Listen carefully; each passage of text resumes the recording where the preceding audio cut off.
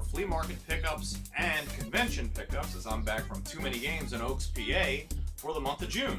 So I'll go through all my flea market and thrift store pickups first, and then I'll show you all the stuff that I picked up when I was out at Too Many Games, just to be fair. So, as always, let's kick things off with comics. Alright, now the first two, they're kind of comics, but they're in the same vein. You'll understand in a second why. These are book and record sets of Planet of the Apes. And I don't know how many of you guys remember the redone movie that came out a little while back, or if you remember, the original, like Dr. Zaius. But I'm a big fan of Planet of the Apes myself. Got these for $1. They have a lot of great artwork inside. The records are beautiful, beautiful shape. These things go between anywhere to $40 to $50 each. And we have, this is just the Planet of the Apes, the general synopsis of the movie and the storyline, all on a little 45 RPM in the comic book. And then we have the continuation of that. Check this out. Beneath the Planet of the Apes. Oh my god. So this is where the humans, it looks like they've been pushed underground. They're living underground and, in like an asylum and refugees, like away from their ape overlord masters. So pretty cool. I haven't read them because I don't really want to touch them. So that's why I said they're kind of comics, because I got them in my comic book sleeves here just to protect them, make sure they don't get any damage. So really cool. Amazing finding them for $1. Just amazing. Here I got a Fantastic Four 76, and it's in good shape, but I know you're looking at it, and the first thing you're saying is, Brian, it's got a big rip on the side. And yeah, that's true, but this I got for, I think like $4 or $5. I usually don't pay more than $5 for comics. And that might seem like a lot, even for a Silver Age with a 1 tear. The rest of it's in spectacular condition, though, with staples, white pages. But the reason why this is important is because this is an early Silver Age and Galactus appearance. So anytime you see that, even in its condition now with the rip, I mean, this honestly still almost rates as a fine grade comic, just because of how good the coloration is and how the rest of the comic book is. Sorry, I'm not sure how much of that glare is going to be picked up by the camera, so I hope you guys can see that okay. And this very, very rare comic that I picked up, this is in a sleeve from a guy that I buy a lot of books from, so he writes on the plastic sleeve, which I kind of hate because I have to use my own sleeves. But this is a very, very rare run of the 18-run set of the Silver Surfer exclusive comics, and this is where I believe he's fighting Mephisto. Yeah, and friggin' awesome. You never ever see these anywhere, and it, like, when you get up to very fine plus and near mint condition, these things are worth ridiculous money. Like, this is like a $30 book, in and of itself here, and I think for this and the next one, because this is another great one, this is Fantastic Four number 60, The Power and the Peril, and this is where the Inhumans first make their appearance in Marvel. And for both of those, I think I paid $20 when, he had them going for like $45, and I mean, combined in the condition they're in, the book value, not necessarily what you can get for them, but I mean, it's like $60, so it's a great deal. Another really good comic I picked up. I love old Daredevil stuff. This is And He Shall Be Known as Ox, Daredevil number 15, a very early 12-cent Daredevil. Again, like $4 or $5. So Daredevil's really hot right now, and I love anything like 10, 12 cents. The older comics, because there's just so much more history behind them than the convoluted bullshit stories that are out there now. It's like you get to see the characters in their prime. Like, it's not the golden age ridiculously of like Superman, blowing up, solar systems, but that's why Silver Age is a really good age to collect. If you're just getting into comics, I highly recommend Silver Age through Bronze Age, very early Modern Age, but really nothing past like 95, because once Image and Valiant really took over, a lot of the stories just went to shit. So anyway, I got another random Fantastic Four. This is 111, and this is where the Thing runs amok. Everybody loves the Thing. Another great clobbering time issue. And again with the Thing. The thing fighting Namor. Oh my god, it's clobbering time, but this time it's underwater against the Submariner. So I have yet to read that. That's definitely on my tops list. Another couple of random Daredevils, and this is number 68. I don't even understand this. He has to save a guy from going blind in a boxing match, so he's boxing for him, which is kind of weird. I mean, Daredevil's already blind, so I mean, beating a dead horse much? That doesn't make any sense. And then we got Daredevil 79, and this is Murder Cries and Manbull. Check out that really awesome, like, Minotaur or Centaur coming at him. Like, that's really cool. I just love the bright yellow and the bright colors. These are really nice conditioned books. Alright, so now let's keep it rolling. We'll roll right into toys. I picked up a few real Ghostbusters guys that I don't have, and this guy is the construction worker, and he flips his little head around here, the face comes out, and let's see, how do you pop? Yeah, you pop his legs out. He has like these crazy vampire wings. That head never wants to stay there. So he's pretty cool looking. Very cool. And then we got Trash Can Terror. You flip him around, you put the trash on him, and you flip his little wings out here. He's like some crazy, I pull that little pincer. I don't know why these weren't like motion activated, like when you move the wings that really should come out. But it turns into like some crazy alien fly, so really cool. I didn't have this guy, they're totally common, but I always need some filler guys every now and then. And then I picked up Jimmy Hart, the Mouth of the South, the great rubber wrestlers, and got him for $1. So even with a little bit of wear, still great. Oh man, it's the greatest flea market find ever. It says Jimmy the Mouth of the South running his mouth. So fantastic. I loved him growing up. He was an unbelievable manager. And then I picked up this little weird thing. So get ready for this. This is a McMetrics, you heard me right, from McDonald's ruler. And I believe this is from like the 50s or the 60s. Got this for like $2 or $3. It was just so bizarre. I couldn't pass up on it. Like, McDonald's trying to get kids to learn their metric system. You know, back when our school systems weren't total shit, they actually taught the metric system, and then it just went away. I mean, don't know if that's necessarily a good or a bad thing, but regardless. And the other crazy thing about this, aside from the fact that you're seeing it right there, it does say McMetrics. This thing is made of metal. Like, holy shit, how dangerous of a Happy Meal toy is this? This is the, like, oh, you can learn to slit your wrists, you know, and see how wide your wrists are, you know, in metrics and centimeters. Like, do not give this to kids. This is insane. Like, you don't give out very thin metal rulers, so, whew. Part of me is actually glad I bought that, because God forbid somebody else like bought that and their kids like fucking went ahead and killed themselves or cut themselves with it or something. So moving along, sorry to be a little bit random there. I just can't believe that thing's made out of metal. This is actually a toy I used to have. I picked up at a flea market in Berlin, New Jersey.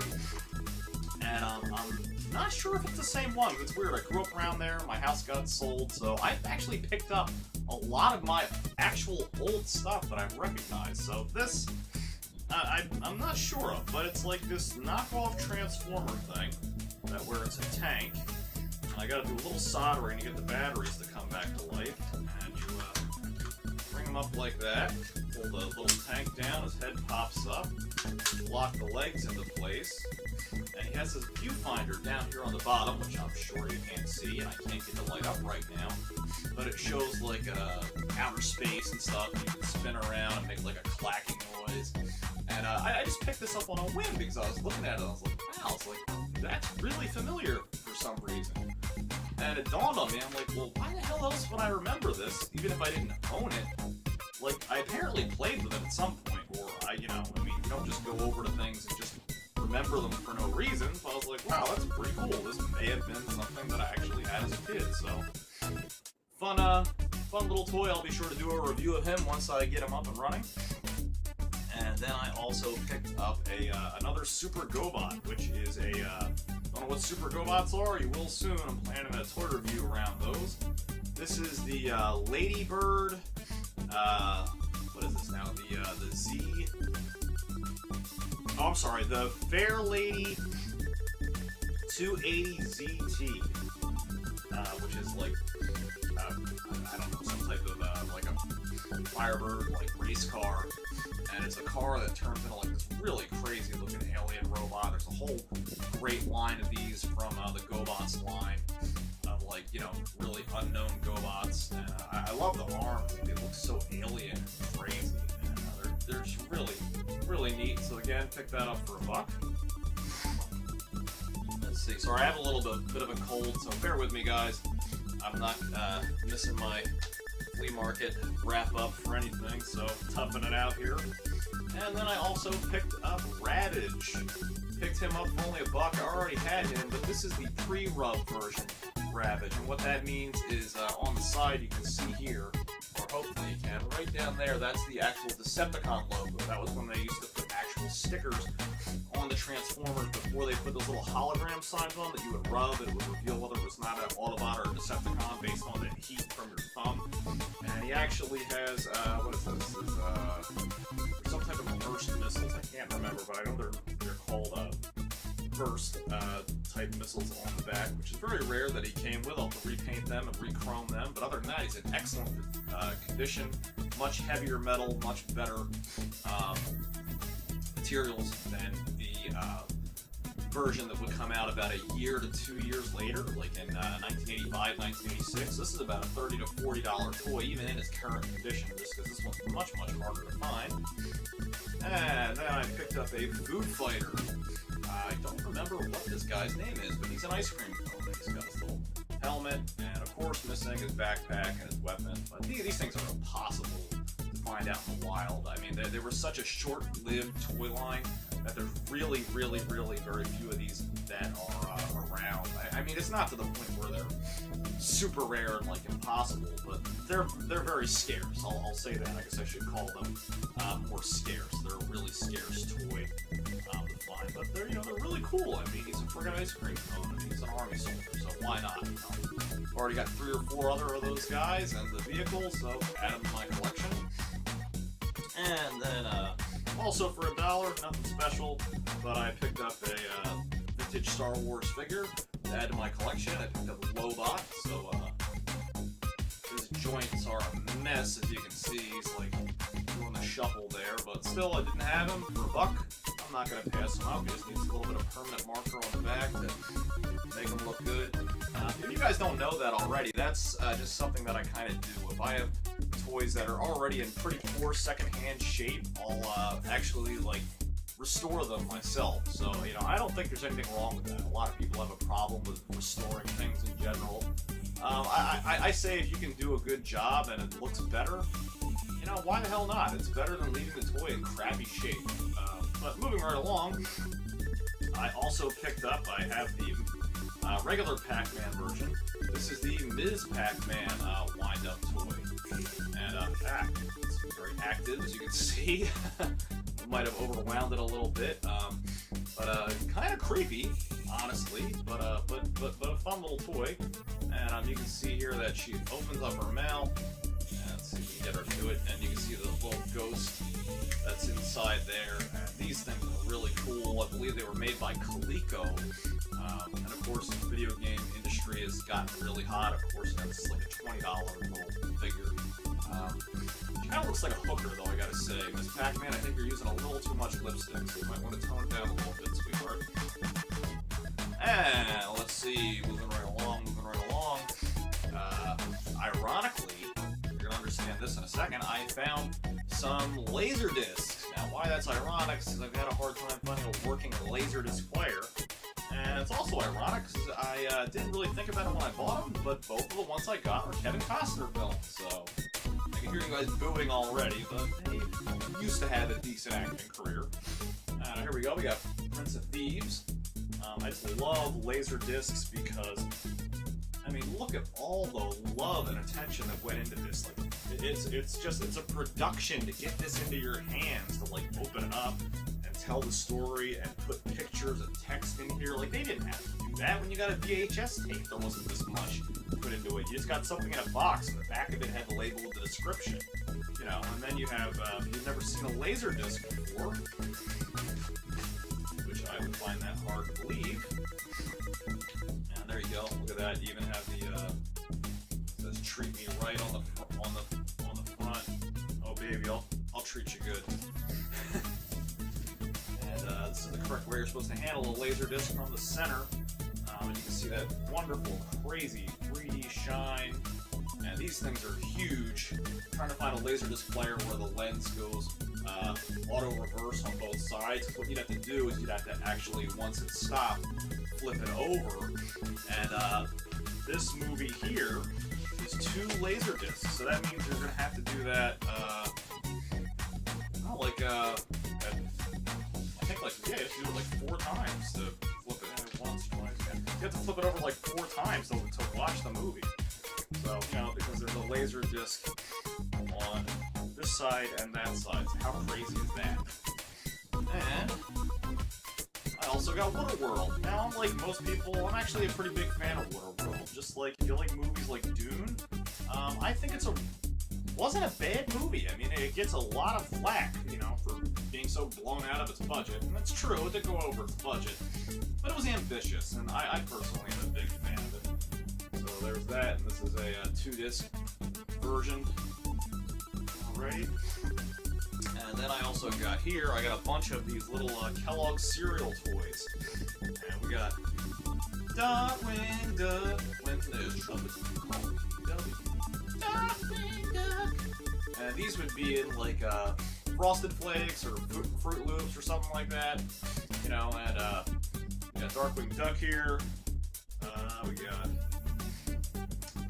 darn it, I really cannot remember her name, but that was like wait a minute, no, this is from Tailspin. This is the chick from Tailspin. I don't remember her name either. Tailspin was only a mediocre show at best, so it's kind of cool that I didn't. And then we got a lot of Goof Troop guys here. We got Goofy. These are pretty quality PVC figures, I gotta say. We got Pete, angry next door neighbor dad. We got Mac on Rollerblades. Rollerblades only existed in the 1990s and then never heard from again. Then we got, I don't remember Pete's son's name. Might have been like Junior or something. I really don't remember.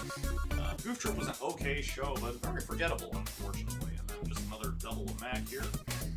So those were all like $3 for all of them. And then I also have something pretty interesting here that's very obscure. And this I paid, what did I pay for this? I think like $9, $8, no more than $10. This is a Magnavox Odyssey 3000, and if you're wondering, yes, it is another Palm console. I honestly don't know why I collect these other than just obscurities. I rarely play them just to test them out and make sure they work, but they're just such neat little parts of video gaming history. You know, I mean, you can totally tell this thing straight out of the 70s with the crazy coloring, and it was like, at the time, they didn't know what to do with the technology or what it was turning into. So a lot of these, even the Palm clone consoles, they almost look like computers or just like weird, crazy electronics from the 30s. All these knobs and switches and dials, and even if the games are terrible, they're interesting to collect, I think. So, pretty neat. I think that's a neat find. Alright, I think that about does it for toys. Now let's do games. This is all stuff I found at flea markets. So I've got a ton of stuff to get through here. So we'll try to keep it moving along. Found Bump and Jump. This is going to be all Atari 2600 first. And that is one of the M Network games. Very uncommon to find out in the wild. Only paid $1. Great game. Totally recommend it. Awesome game. Then we got Lock and Chase. And if you want to go and watch Classic Game Room's review on this game for the Game Boy, I totally recommend it. It's obviously not the same and anywhere close to the 2600, but still a good game on the system. Only $1. This is Sky Skipper. The label's a little bit ripped on this. but this is a very uncommon game to find where you play a little plane, you kind of loop-de-loop, you're attacking like these other little warplanes that are hiding behind clouds and stuff, and you have to try not to crash, and it's a little difficult to do that. And ironically, another CGR, Classic Game Room reviewed game that I picked up just by accident for $1. And this is Tutankhamun, or Tutankhamun, I don't know how the hell you pronounce this. But this is a really fun maze game that's set in like ancient Egypt and stuff. It's pretty cool. I like the game, and even if the game sucks, it's got cool cover art on the cart, so it's pretty cool. And then I found Space Jockey, which I haven't played yet, so I have no idea what it's about, but fairly uncommon. Infiltrate, this is pretty common, and not really sure what the hell it's about, but I know I've seen it around a lot, wanted to pick it up. And Activision Classic, no pun intended, Chopper Command. Oh, this is a great game where you're flying and shooting down planes and trying to protect the convoy while you're shooting at enemies that are coming towards you. So it's just kind of like they took the engine from Defender, and of course, made 1,000 games that were basically the same games. That's a really fun version of that. And then Dragonfire, which I haven't gotten a chance to play or really look up any information on this game yet at all, but it just looks fun. And then I have for the Game Boy I picked up, only $10, which is actually a really good price, Castlevania 2 Belmont's Revenge, which is a good game for the Game Boy. Really good music, but I'll say as much flack as the Castlevania Adventure gets, this isn't that much better. I mean, there's not that big of a difference, so why the Castlevania Adventure gets so much crap when the jumping is almost identical in this game doesn't make any sense. Like, if you want to review a game and give it crap, give this crap too, because it's not that much better. Honestly, both of the games on the Game Boy pretty much suck, so it's, really, you're just calling a spade a spade. I don't understand why the original Castlevania gets so much flack. I mean, I get it, the controls were wonky, but it's one of my personal favorites that I grew up as a kid, and after picking this up and playing it, it's marginally better at best. It's not, the unbelievable upgrade that everybody thinks it is. Anyway, moving right along. For the Super Nintendo, I picked up one of my favorite games, which kind of led me into buying some more games from a guy that I see all the time at a flea market. Super Punch-Out! I've been playing this pretty much non-stop for the past week or so. Great game. If you don't have it, I highly recommend you pick it up. Sorry, again, I have a cold, trying not to sneeze. Please bear with me here. And these next four I got in a bundle for $30, which is a really good deal. I got Quake, Run 64, not Quake 3, just the original. Doom 64, which is a great game that really worked well on the N64. Castlevania 64, which is terrible. I do not recommend that at all. That was just something I wanted to add to my collection, and it worked out to be like $5-6, so why not? And this is what made it all worthwhile. Castlevania Legacy of Darkness. That is a really hard game to find on the N64. This game alone by itself is worth like $40 to $45, so I mean, if you're gonna get all four for $30, why not? You'd be out of your mind to pass up on a deal like that. Alright, so now let's move on to some NES here. Man, I found a ton of good NES this time around. All really cheaply too. Tubin. And this is a Tengen game. Really fun. It originally came out on the Atari and in arcades, where you're doing just what you think you're doing. Tubing down the river, avoiding like people throwing stuff at you, and alligators and rocks and stuff. It's a really fun game. I think I paid $10-12 for this. I paid right around cost. So usually, if I can't get something at a good deal, I generally won't pay more than cost for the game. I'll never pay more than what the game is actually worth. Now, what I mean by worth is like what it's going for on price charting, because then I think you're just being stupid. If a game's only worth like $30, or $40, and somebody has it for like 50 or 60. You know, that's just crazy. Like, why would you pay more than that? That doesn't make any sense. Alright, so anyway, these next 5 I picked up all for $10 a piece, which is a friggin' phenomenal deal when you see what these titles are. I got the original Batman for NES. Awesome, awesome game. Very hard, but an excellent game. Castlevania 3, Dracula's Curse. And that right there is a $35 game. So that's like 70% of what I paid for these games in one cartridge. Ice Climber, original black box title. Really fun game. A lot of people don't like this game. I don't know why. Very addictive. Lots of fun. I highly recommend it. And this again is easily a $15 to $20 game. So right there I practically made back what I paid for. The original Ghosts and Goblins, probably almost with the original Mega Man, there are very few games on the NES that are harder than this. This right now is worth between 15, 20, 25 at the most, but generally 15 to 20. But again, you know, a title like this, just because people know it, it'll go up in value, so getting it for 10, you know, you're not going into your local game store and picking up a copy of Ghosts and Goblins for $10, I'll tell you that much right now. So, you know, that's another profit right there. And Super C, a really fun game that was the sequel to Contra. And, you know, this usually retails for 17 to 25.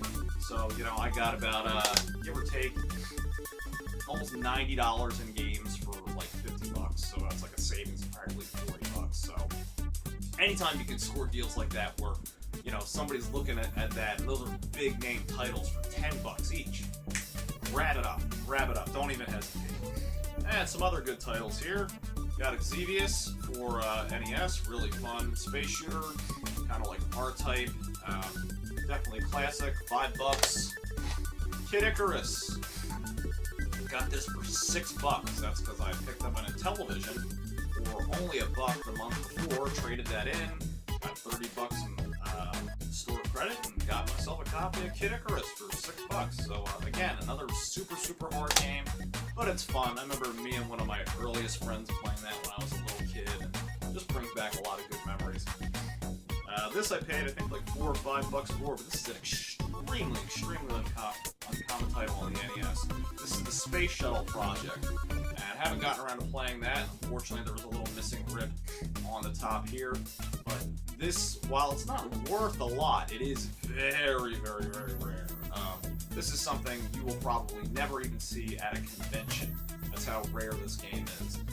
But unfortunately, you know, it's worth like 15 bucks max, just because it's not really a great game. So rarity isn't everything, guys. You know, definitely bear that in mind. And this is one I wanted to pick up for quite a while. It's kind of common, borderline uncommon, and it's the Muppet Adventure. What is this now? Chaos at the Carnival.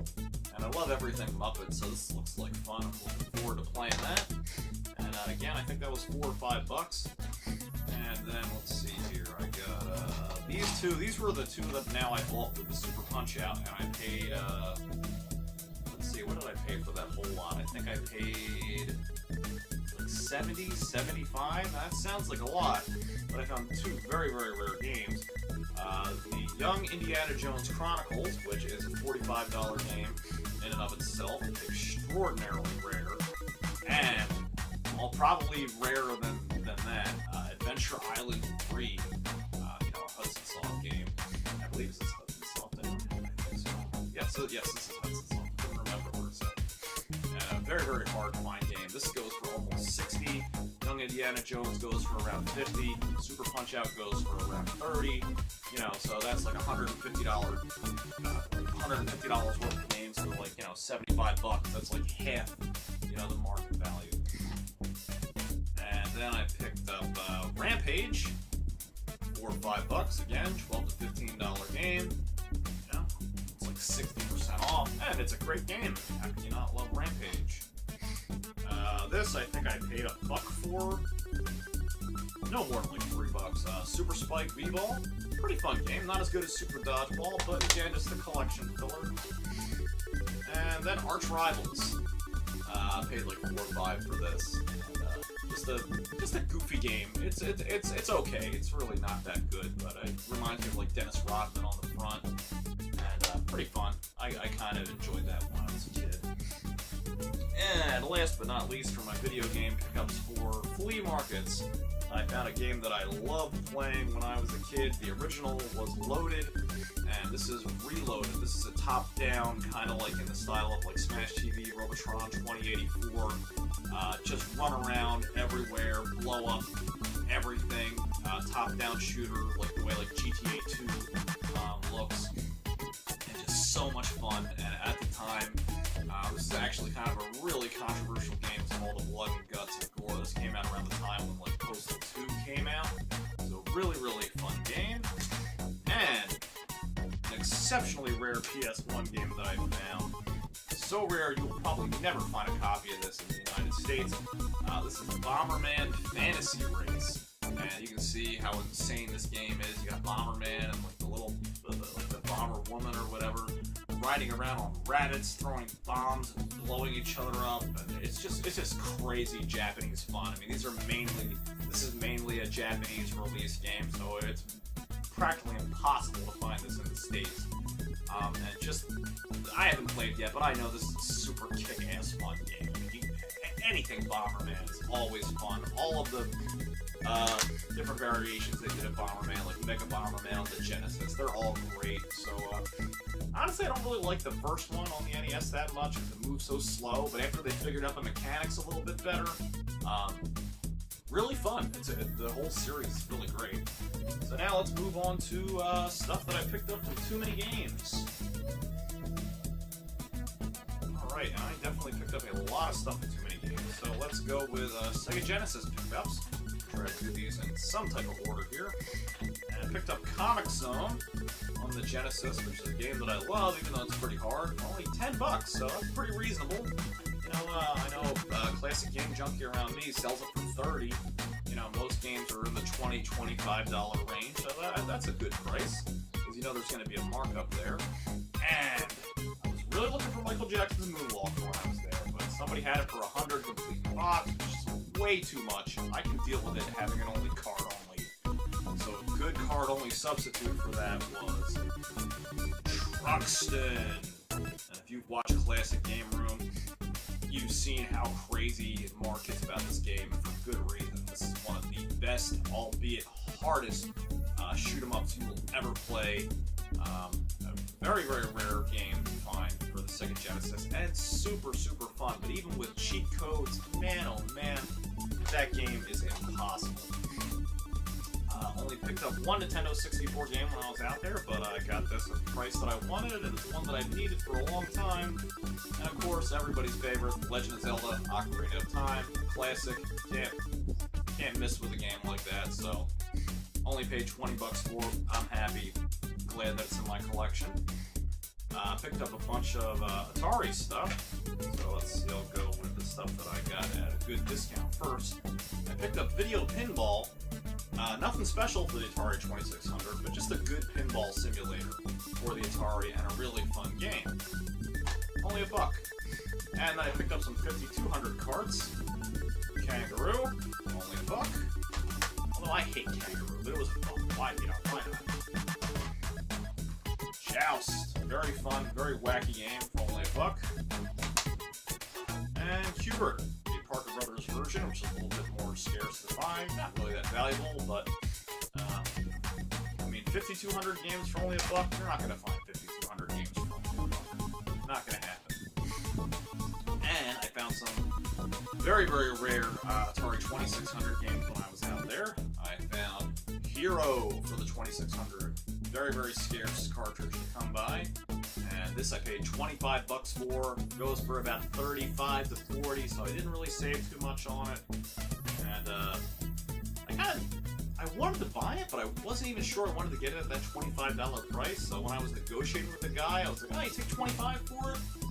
And I still wanted to kind of walk around and think about it, but at that point I had already put my price out there, and I was like, well, it's a good game. It's like, well, now I've gone to put my foot in my mouth, so I kind of had to buy it.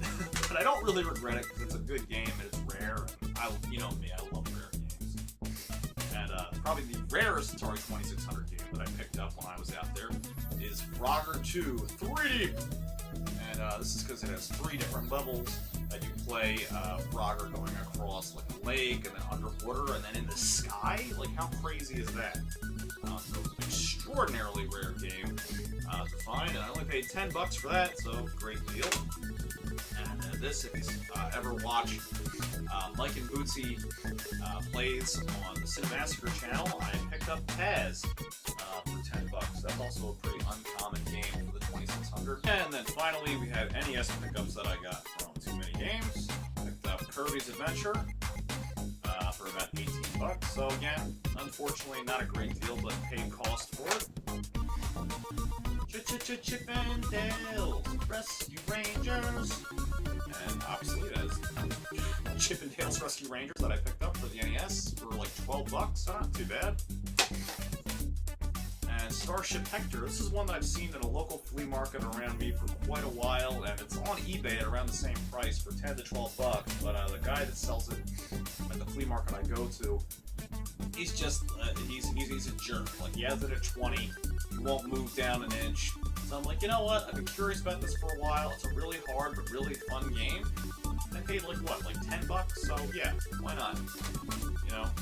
And that way he can be stuck with this $20 game that'll never sell, so haha. And another game that I've been interested in for a while but never picked up, and it's actually really amazing. I mean, this game has some of the best music I've ever heard, ever, in an NES game. And it's Werewolf, the Last Warrior. And man, aside from this one part that I can't get through early on like the first or second level, this is an exceptional game. You have great power-ups, life meters, superpowers, where like you can charge up your shot, kind of like in Mega Man X. Like the cutscenes, the story's pretty good, but the music, holy crap, is the music great on this. If you see this, pick this up. I got it for like $5, so can't beat that. And then finally, I know I said finally just a second ago, but the last thing that I picked up out at Too Many Games, Pokemon toys. We have Psyduck, Psy, one of my favorite Pokemon. I love all the dumb Pokemon. Though none of them are really dumb, but these are kind of the ones that are not as skilled, let's say. And Arbok, the Team Rocket Snake. Love him, he's classic. I grew up with, I was like 14 or 15 when the G1 Pokemon was out, so I love all the original G1 Pokemon. And this is Coughing. But I believe this is his evolved form of Weezing. I'm not 100% sure. But hey, you know what? It's Coughing. It's close enough. I mean, the only difference is, I think, is like there's a little guy up there. You just remove the tiny guy and it's just him. But I'm not 100% sure. Close enough. And probably my all-time favorite Pokemon, Wobbuffet. Alright guys, so that'll do it for this month's flea market and convention pickups for June. I'll see you again next month. Hey guys, if you liked the video that you just watched, go ahead and hit that subscribe button down below. And if you do the Facebook or Twitter thing, follow me at #KingOfRetro. See you next time.